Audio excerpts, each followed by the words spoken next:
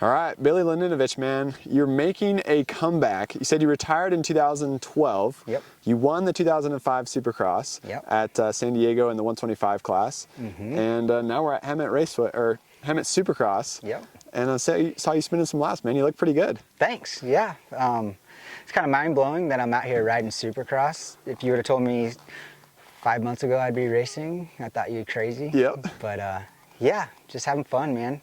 God's opening up the doors for me to get back at it. Had bikes thrown at my way and parts and a lot of sponsors helping me out and doing all this stuff. So just got on a track to try to see if I could still do it. And it's been 2 months now and starting to feel better and excited to go line up at A1. That's pretty cool, man. Yeah. It's so, I mean, tell everybody kind of what you've been doing since 2012. I know lately you've been training riders and you've been out the track a bunch, and yeah. I saw you out at Paula a couple months ago, and since then seen you a couple times. Yep. But I mean, you haven't been on the bike that much lately. So just give everybody a kind of a brief history of like what you've been doing since you retired. Yeah. So after 2012, when I was done racing, I started coaching again for about 6 years, and then 2016, I wanted to do something different, so I went and became an electrician, had a normal job for 6 more years after that, and I had a buddy of mine, Ryan Zieber, call me. He wasn't a friend at the time, but he's like, hey, we really need you to train my son, and he offered me really good money, and I said, okay, I'll do it. Nice. Does it work out? I can always go back to electrical. Yep. It was always a job, so I tried it, started building my clientele back up, and then was joking around on a podcast about I wanted to ride Supercross, and hadn't been riding a whole lot or nothing. Yep. And then yeah, Team Faith called me, are you serious about this? And I said, yeah, give me a bike so I can try to start riding and see how I feel. And yeah, here I am. That's pretty awesome. So explain, like, I know Brian from Team Faith really well. Yeah. Both you and I are Christians, and, Yeah. and Brian parks his rig at my parents' house, and so I know him well. And they do a great job feeding the pits. I mean, when you're walking through the factory pits as a media guy, you're looking at, okay, which team would want to feed me dinner right now? Because I've been running around taking photos and videos all day. Yeah. And the friendliest faces in the pits are Brian and the Team Faith guys. They offer free food for, I think he feeds like over 300 people every weekend. That's what I heard. It's pretty cool. Yeah. So I don't know much about it. Yeah. But I know all the privateers, pretty much the flaggers, anyone that don't have the food. They're more than welcome to come there and pretty eat, cool. and they take care of them, yeah. Yep, so basically everybody, I don't think they check credentials, but basically everybody who's in the pits, after the fans leave and after qualifying is done, you see tons of people in there, so it's a huge blessing for privateers who don't have, time, money, energy to think about food when they're busy getting their bike ready all day and riding Supercross. Hey, come over there a couple times a day and that's 40 or 60 bucks you just saved not getting food at the stadium. Pretty cool. Yeah, that's awesome. So what are some hurdles you think you're gonna have now coming back? So you're 40 years old. Yep. And how much time have you put on the bike lately? So September 4th was my first day training, getting back on a mountain bike and gym and all that stuff. Bobby J's Yamaha sent me a 450 right around that time. So I rode outdoors for about a month. Nice. And then October, I jumped on a Supercross track. Nice. Yamaha's let me ride their test track. And so I jumped on there for a couple weeks. So now I think it's been almost 8 weeks that I've been riding. That's awesome. Yeah, or Supercross. Not a lot. No, not a lot at all. Yeah, in the last 7 years, since 2016, Escondido Cycle Center used to give me a bike back in the day when I was riding, training and coaching, and I had a brand new bike for a year. I put 5 hours on it. Wow. And then from that time until just 6 months ago, I had probably ridden maybe 15 times. Wow. The whole time. Crazy. Yeah. Crazy. So yeah, and my biggest hurdles, I think, is first my fitness.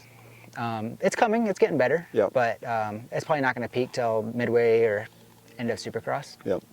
But biggest thing right now is just adapting to the tracks quick. Yep. Getting these big rhythms and stuff like that. At my age, I'm a little bit more hesitant. I'm not going to I'm going to hopefully jump this stuff, the big stuff, but got to keep the risk down. Totally. It's not worth it at my age. Totally.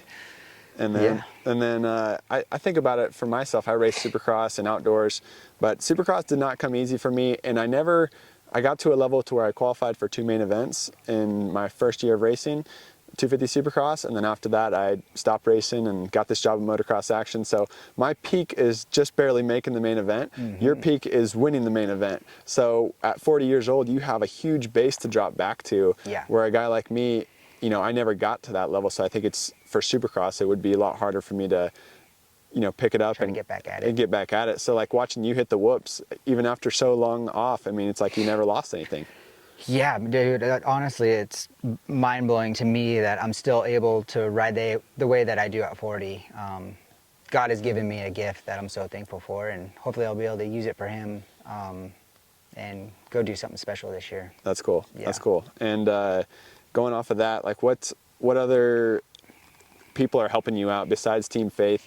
I know John has been helping you out at Motor Medic, getting bikes, and then you've been riding a 450, but you're going to be racing a 250. So I guess maybe talk a little bit about the decision making. Yeah. So John at MMR, he's built my motors, helping me. He's going to mechanic for me at the races and all that stuff. He's been a huge help. We're waiting on parts right now. That's why I'm not riding a 250. Gotcha. Everything's back ordered. So I think next week I'm going to be able to jump on it. Cool. Yeah. And then Bobby J's is sending me another YZ250 for probably be my practice bike since it's so close to the season. Cool. The one that we have will be a race bike. Yep. But as for sponsors, man, Fly, Factory Food Truck, Toyota of Escondido, Garnet, man. AHM suspension too, right? No. So that is... You got that on your practice bike right now, but what are you going to run in the race? Yeah, that's top secret. Okay. I can't tell you that. Okay, cool. Well, no, Dave Cruz is doing my stuff. Nice. Yes. He does all pro circuit stuff, and I got the best guy in the business doing that. Cool. So, Dave Cruz set me a set right off the bat. It was almost perfect. Nice. And so, as my speed builds up, we're going to have to do some testing and stuff. But totally. Yeah, they didn't... that's all the stickers that they had when they got my suspension. So. And wife, what about, do you have kids? No. No kids. No. So what does your wife think about you going racing? Well, she's not a moto wife. She's never been around it. Yeah. We did grow up in Ramona, and then I moved away for 15, 20 years, and then we connected again. So she's nervous. Yeah? Yeah, she knows nothing about it. Really? Yeah. Just the stuff that when I'm watching Supercross on TV, that's all she knows. So she's a little worrier, so she's going to worry a little bit. Yeah. And what about Bingo? He's running around here. Bingo, yeah. Best track dog around. Mings, and come here. Personally, my favorite track dog, I guess besides my own, but my wife and I have a huge affection for pugs. So I got to ask, for my wife, when are you going to breed? When are you going to breed Bingo? I want to. I haven't got him neutered, and I would like to find a female. If you're ready and you get a female, dude, man, I'm ready. My wife and I are trying hard. I don't think he likes the camera, though.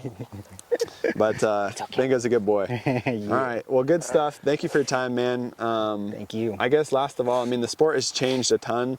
Yeah. Everybody talks about Jet Lawrence and the technique he has. So good. I guess, how have you been watching and studying like closely, even when you were working as an electrician, or was this like, let's get back into it? I totally didn't watch Supercross. I've probably been to maybe 3 or 4 Supercross in the whole time. It's okay, buddy. Hey.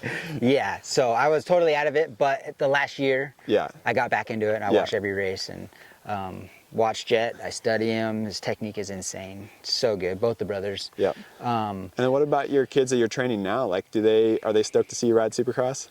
Yeah, no, they like it. That's cool. Yeah, hopefully they can learn something from it. Still coaching.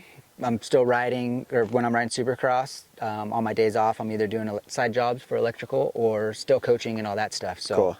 Yeah, that's my business. That's how I make my money. Yeah. I'm not making any money right now, so doing racing. Cool, man. Well, good luck. 250 West Coast. Yep. Yamaha YZ250F, Team Faith. Yes, sir. Bingo, good stuff. Yes. Thanks for your time. Thank you.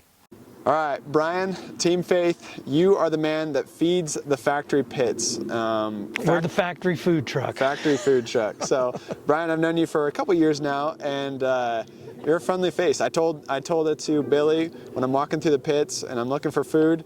You guys are the number one pick for me. We'll hook you up. Yeah. Yeah, it's a mission of ours to, as part of our ministry. You know, Supercross has a chaplain in Jake Veneta, and he does a great job. We just go alongside to support him and his efforts to meet people where they're at, show the love of Christ in a tangible way with no strings attached, and that means we feed people for free in the paddock. So anybody with a paddock band that's part of the industry can come over, and that means track workers, when they finally get a break from being out on the track all day, come by and grab free food. And all the other like AMA workers and even Doc Wagner and some of his guys come over, and then of course the privateers and their crews and families and media guys. And media guys. And we love it. I mean, I am so fulfilled. I mean, I love that we're doing the race team. It's a vision of Team Faith to use the sport as a platform to preach the gospel, and it's something that was very important to us as well. But my priority as part of the team is doing the food, and I love it. I get so fulfilled when I see everybody shoveling in the food, and it's good food. I mean, it's like, you know. No, I mean, you got a lot of riders that are eating it that, you know, like I mentioned to Billy, guys who are busy that don't have the time to, you know, prep a big meal in between qualifying and main.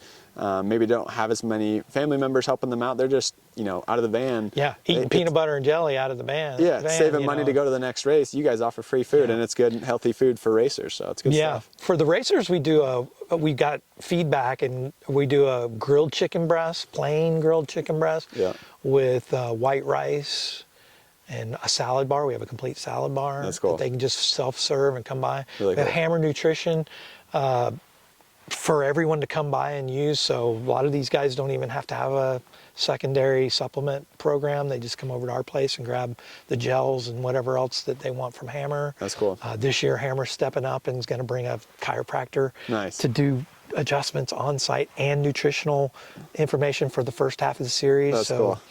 I'm excited this year, and a lot of that's due to Billy and his past success and the attention that he's getting, and we're just kind of coattailing off it, but we'll take it if we can glorify Jesus. Awesome. Well, excited to see you guys at the races, and you're at all 17 rounds?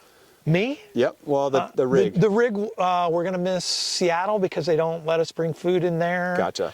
And I think we're missing Detroit if there's a Detroit this year. I don't remember if there is. Because they're indoor races and a little different for food and stuff like they don't work with the food, or they're either outdoors in the freezing cold and everybody else is indoors and we can't bring the food indoors. I don't know. All 15 of the other rounds. 15 or so rounds, Cool.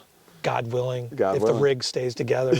That thing falls apart all the time. Well, I've seen your rig a lot at my house, or my parents' house here in Menifee, so it's fun stuff. Appreciate the Mosimans letting us stay there. This will be our third or fourth year Something there. like that, yeah. No, it's we get to plug in and keep the freezers and the refrigerators running, which is super important for food storage. Totally. Because we carry 2 or 3 rounds worth of food at a time. Because we're driving around in a big rig and we don't want to stop every round. How many guys you feed each round?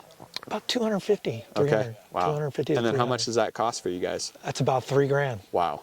And then what do you guys do? Like, how do you pay for that? You got a big pocket? No, we got a small pocket.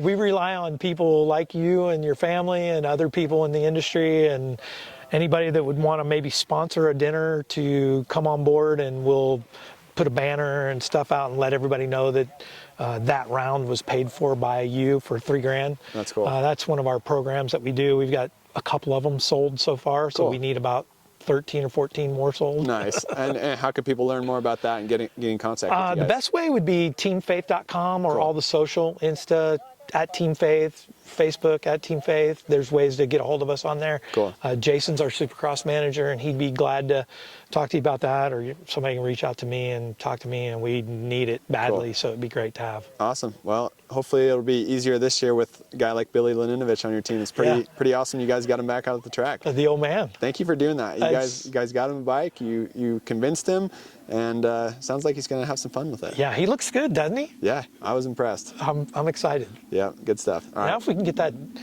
Michael Mosiman on our team, man, we would have a powerhouse gospel preaching team, man. Now you're talking. Good stuff. Well, thanks for your time. Or you. If you did outdoors, then maybe. No Supercross for me. All right, thanks, Brian. Cool. This. Oh, it's okay. Go. It's okay. He's hiding behind me. It's okay, buddy. It's just a camera.